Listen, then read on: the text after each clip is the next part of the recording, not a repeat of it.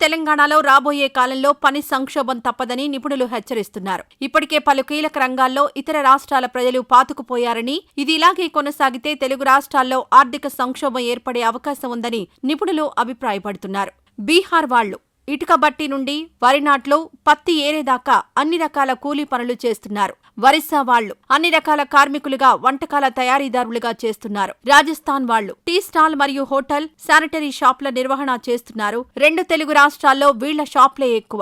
ఉత్తరప్రదేశ్ వాళ్లు టైల్స్ వేసే పని నుండి పెయింటింగ్, అన్ని రకాల ఇంటి లోపలి అలంకరణలు చేస్తున్నారు. కేరళ వాళ్లు ఇంగ్లీష్ బోధించు టీచర్లుగా పనిచేస్తున్నారు. కర్ణాటక వాళ్లు భవన నిర్మాణ కూలీలుగా పనిచేస్తున్నారు. ఇలా ఇతర రాష్ట్రాల నుండి ఇక్కడికొచ్చి ఎంతో మంది ఉపాధి పొందుతున్నారు. 2 తెలుగు రాష్ట్రాల వాళ్లు మాత్రం మందు, మాంసం ఎవడు పంచుతాడు, ఎవడు ఎక్కువ డబ్బులిస్తాడు అంటూ పూటకో జెండా చేతిలో పట్టుకుని తెలిసిన పనిని, చేతిలో ఉన్న వృత్తిని వదిలేసి సమయాన్ని వృధా చేస్తూ ఉచితాలకు, వ్యసనాలకు బానిసలై జీవితాలను నాశనం చేసుకుంటున్నారు. ఇదిలాగే కొనసాగితే రాబోయే కాలంలో ఆంధ్రప్రదేశ్ మరియు తెలంగాణ సంపదను గణనీయ భాగం ఇతర రాష్ట్ర ప్రజలు తీసుకుపోతే మన వాళ్లు దివాళా స్థితికొస్తారు. వారు పనిచేసే అలవాటు, వర్క్ కల్చర్ కూడా మర్చిపోతారు. ఆ తర్వాత పని చేస్తామన్నా ఎవరూ పని ఇవ్వని పరిస్థితి వస్తుంది. ఇది రాబోయే కాలంలో ఏపీ, తెలంగాణలో పనిచేసే వారిని సంక్షోభ స్థితికి నెట్టివేస్తుందని నిపుణులు ఆందోళన వ్యక్తం చేస్తున్నారు.